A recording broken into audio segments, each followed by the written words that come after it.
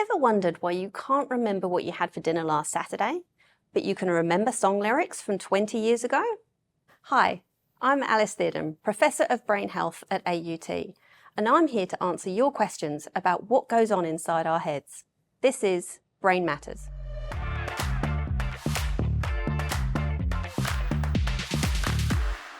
So there's a question here, how do I know if I've suffered from a concussion or a mild traumatic brain injury? A concussion is a form of mild traumatic brain injury, so they're actually the same thing. And what they refer to is when there's an impact to the head or to the body. And what that does is it causes the brain to shake within our hard skull. And that causes shearing of the brain tissue, it can cause bruising, and it can cause inflammation. And that's what leads to the signs of concussion. So things like loss of consciousness, not remembering what happened, or asking repetitive questions, for example. People can also find bright lights really overwhelming or get tired really easily. So those are the signs to look out for in case you've had a concussion. So bike helmets, should they be compulsory to wear, given the research shows that people who wear them take more risks? Helmets have a really important role to play in protecting our brains from really severe injury. They have a really hard edge, so they stop things like rocks and things really affecting our jelly-like brain inside our head. However, people think helmets protect against concussion. They don't. They can help reduce the impact that goes to our head, that shakes the brain, but unfortunately a hard helmet on the outside of our heads doesn't stop that brain moving within the skull, which is what causes a concussion. And so people really need to take care of their brains and look out for brain injuries, even if they're wearing a helmet. So this is an interesting question. In the movies, if someone suffers a head injury, they're made to stay awake. Is this necessary? Well, we know that when we're asleep, that's when our brains repair and restore themselves. And so we really encourage people, if they've been cleared by a medical professional, to allow their brains time to rest and heal by getting a good night's sleep or taking a short nap. If someone hasn't been seen by a health professional, the key thing is to get them to seek help as soon as possible. But not if that means them driving themselves. We wouldn't recommend that. This next question is an important one. Can we do anything to prevent dementia? Whilst there's no cure or way of completely stopping dementia from happening to us, there are things we can do to slow down the progression or reduce the risk of getting dementia. Not surprisingly though, it's the same old things such as a healthy lifestyle, watching what we eat, watching what we drink, keeping physically active, and maintaining a healthy weight. But also for your brain health, it's really important we stay social, that we learn new skills, enjoy our hobbies, get out and about. It's also really important that we keep our hearing and our vision corrected, because this enables information to get to the brain so it stays active and keeps it healthy. Also ensure you get a good night's sleep, because that will give your brain the best chance to repair itself for the next day. So following on from that, is it a case of use it or lose it? Well, yes it is. As we learn a new skill, our brain develops these neural pathways that connect across different areas of our brain. And so when we learn something new, a new connection is built. As we practice that skill, that pathway becomes stronger. So it's really important for us to keep our brain pathways active and to do lots of different things to ensure that our neural pathways stay strong and healthy. So this question I hear quite a lot. Can I really train my brain to become smarter with computer games or an app? Well, just like physical exercise is really good for our bodies, mental exercises are really good for our brains. And so activities like puzzles or word games, strategies, problem solving are really good for improving our ability to pay attention, to remember things, and to respond quickly. However, it's really important we have a mix of activities in our lives, because this creates lots of different strong neural pathways across our brain. Unfortunately for my nephew, playing Minecraft all day only serves to strengthen a few neural pathways in our brain. And so it's really important to do lots of different activities throughout our day to keep our brains healthy. So this next question is about neuroplasticity. To what extent can our brains rewire themselves? Well, our brains are incredible, and that's what really excites me about this area. Their ability to repair themselves even after really severe injuries is amazing. Even after a severe brain injury, our brains can rewire and reorganize themselves. So people who have lost the ability to walk or talk can regain those skills over time as our brain makes these new connections. As we get older, it can take a bit longer for our brain to rewire itself, but it is still possible.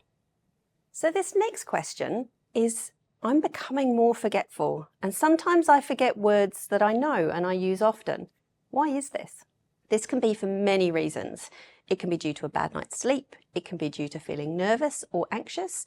It may also be because you're feeling a bit unwell. As we get older, the way our brains store and process information changes, just as our physical body changes as we get older. And this means it can take us a little bit longer to find names and words as we age. This can be frustrating, but it generally isn't anything to worry about. However, if you are finding that it's affecting your ability to do things in everyday life, it can indicate a medical cause, and so we do recommend seeking medical attention. So why can't I remember what I had for dinner last Saturday, but I can remember song lyrics from 20 years ago? Well, it would be impossible for our brain to remember everything that happens to us all the time, every day. And so what it does is it filters out the information that it feels will be most useful to us in the future, or that is most important to us. So what happens is that the brain tends to remember things that have real meaning for us, or that evoke really strong emotions for us. So short-term memory needs to be transferred into our long-term memory for us to remember something that happened 20 years ago. And so that's where, if that process has happened, we can remember something from 20 years ago, but not necessarily what we had for dinner last Saturday.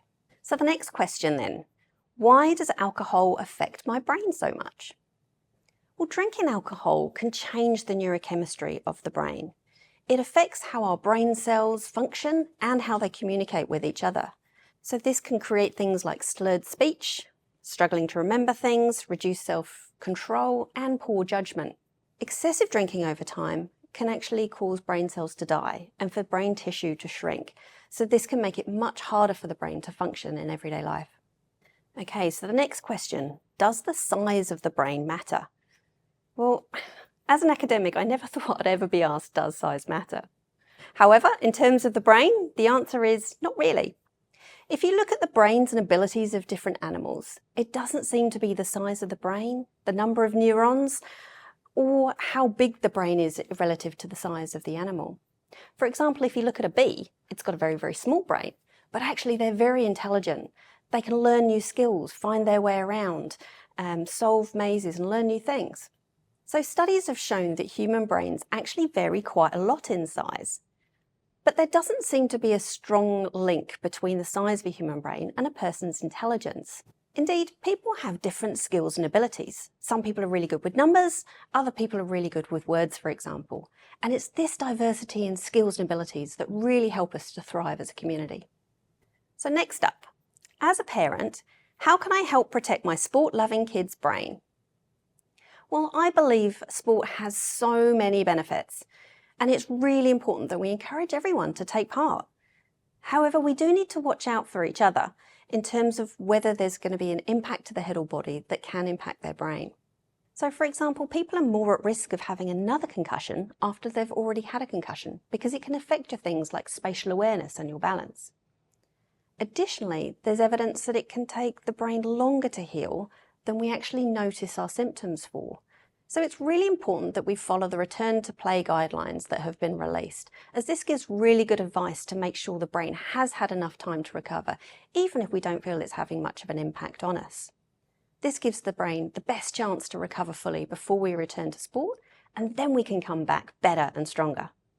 So a personal one, what daily habits do you have for your brain health? Well, personally, I take fish oil, a good vitamin supplement, and ensure that I eat healthily and keep active. I must admit though, I do have a passion for the risky sport of horse riding. However, I do try and look out for myself and my brain. So I make sure that I wear my helmet even when I'm just working around the horse, not just when I'm riding it. If I do fall off or if I get a knock to the head, I make sure I give myself the time to recover and enable my brain to heal.